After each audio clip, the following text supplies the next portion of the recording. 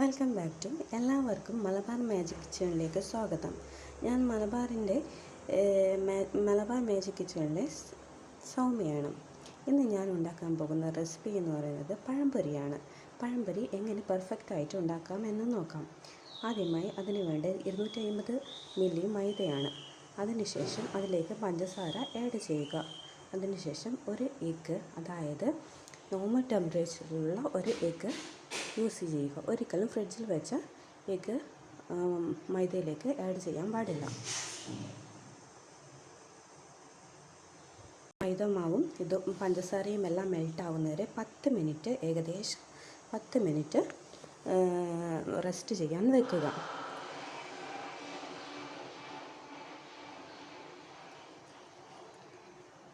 അതിനുശേഷം എന്ത് ചെയ്യുമെന്ന് ചോദിച്ചു കഴിഞ്ഞാൽ, നമ്മൾ അര ഗ്ലാസ്, കൂടുതൽ വെള്ളം ഉണ്ടാകാൻ പാടില്ല, അര ഗ്ലാസ് നോർമൽ വാട്ടർ ഉപയോഗിച്ചിട്ട് നന്നായി കൈകൊണ്ട് മിക്സ് ചെയ്യുക. ബാറ്റർ എപ്പോഴും ഈ കാണുന്ന പോലെ തിക്കായി മാത്രം മിക്സ് ചെയ്യുക. വെള്ളം കൂടിപ്പോകാതിരിക്കാൻ പ്രത്യേകം ശ്രദ്ധിക്കണം. ഇപ്പോഴിത് തിക്കായ ബാറ്റർ കിട്ടിയിട്ടുണ്ട്.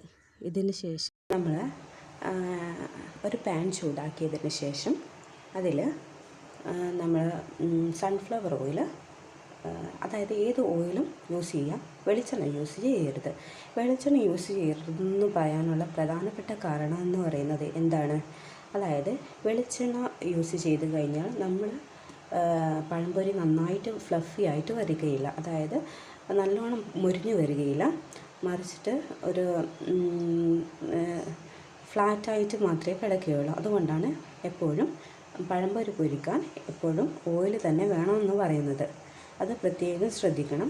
നമ്മൾ എപ്പോഴും ഗ്യാസ് സ്റ്റൗവിൻ്റെ ഏറ്റവും ചെറിയ ഗ്യാസ് സ്റ്റൗ ഉണ്ടാവില്ല, 2 സ്റ്റൗള്ള ഗ്യാസ് ആണെങ്കിൽ ചെറിയ ഗ്യാസ് സ്റ്റൗവിൽ ഏറ്റവും കൂടുതൽ ഫ്ലെയിമിൽ വയ്ക്കുക. അത് പ്രത്യേകം ശ്രദ്ധിക്കണം. അതിനുശേഷം എണ്ണ നന്നായി ചൂടായതിന് ശേഷം മാത്രമേ എന്ത് ചെയ്യാവൂ, പഴംപൊരി ഇടാവൂ.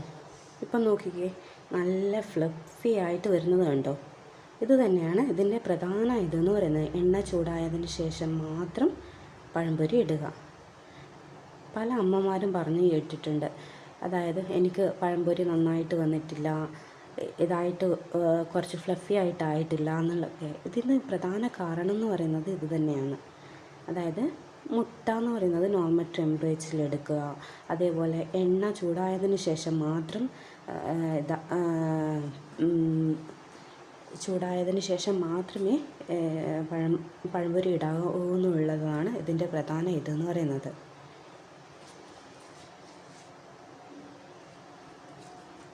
എപ്പോഴും ബാറ്റർ എന്തായിരിക്കണം? തിക്കായ ഒരു ബാറ്റർ ആയിരിക്കണം.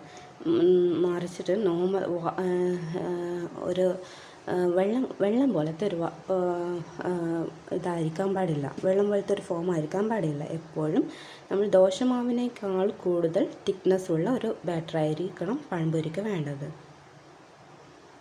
അപ്പോൾ ഞാൻ ഓരോന്നായിട്ട് എന്ത് ചെയ്യാണ്, പൊരിച്ചെടുക്കുകയാണ്. ഇതിൽ പല അമ്മമാരും പറയുന്നൊരു പ്രശ്നമാണ് പഴംപൊരി നന്നായിട്ട് പൊങ്ങി വരുന്നില്ല എന്ന്. പല അമ്മമാരുടെയും ഒരു മെയിനായിട്ടുള്ള പരാതിയും കൂടിയാണ്. ഇതിന് 3-4 നിർദ്ദേശങ്ങൾ ഞാൻ പറഞ്ഞു തരാം. 1, മുട്ട ഉപയോഗിക്കുമ്പോൾ അതും ഫ്രിഡ്ജിൽ വയ്ക്കാത്ത നോർമൽ ടെമ്പറേച്ചറിലുള്ള മുട്ട ഉപയോഗിക്കുക. ടിപ്പ് 2, ബേക്കിംഗ് സോഡ ഉപയോഗിക്കുകയാണെങ്കിൽ മഞ്ഞൾപ്പൊടി യൂസ് ചെയ്യാതിരിക്കുക. അങ്ങനെ ചെയ്യുമ്പോൾ പഴംപൊരിക്ക് ബ്രൗൺ ആൻഡ് റോസ് കളറായിരിക്കും ലഭിക്കുക. അതുകൊണ്ട് അത് യൂസ് ചെയ്യാതിരിക്കുക. 3-മത്തേത് ടിപ്സ് എന്ന് പറയുന്നത്, മുട്ടയും പഞ്ചസാരയും മൈദയും മഞ്ഞൾ യൂസ് ചെയ്തതിന് ശേഷം 10 മിനിറ്റ് റെസ്റ്റ് ചെയ്യാൻ വെച്ചാൽ പഴംപൊരി നന്നായിട്ട് പൊങ്ങി വരുന്നതാണ്. Tip number 4, baking soda 1 pinch മാത്രമേ ഉപയോഗിക്കാൻ പാടുള്ളൂ. കൂടുതൽ ഉപയോഗിച്ചാൽ ടേസ്റ്റ് തന്നെ മാറും. ടിപ്പ് 5, ഒരിക്കലും വെളിച്ചെണ്ണയിൽ പഴം പൊരിക്കാതിരിക്കുക. അതുകൊണ്ട് കൂടുതലായിട്ടും ഓയിൽ തന്നെ യൂസ് ചെയ്യാൻ ശ്രമിക്കുക.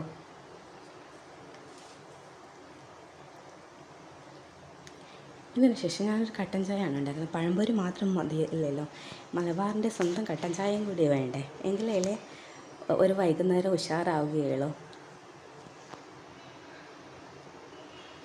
എല്ലാവരും ഈ റെസിപ്പി ഉണ്ടാക്കാൻ മറന്നു പോകരുത്. പ്രത്യേകിച്ച് ഈ പഴംപൊരിയുടെ റെസിപ്പി എന്ന് പറയുന്നത് ഇഷ്ടപ്പെട്ടാൽ മാത്രം നിങ്ങൾ സബ്സ്ക്രൈബ് ചെയ്യുക, ഷെയർ ചെയ്യുക, ലൈക്ക് ചെയ്യുക. പിന്നെ പ്രത്യേകം കമൻറ്റ്സ് അറിയാനും മറക്കല്ലേ. Bye guys.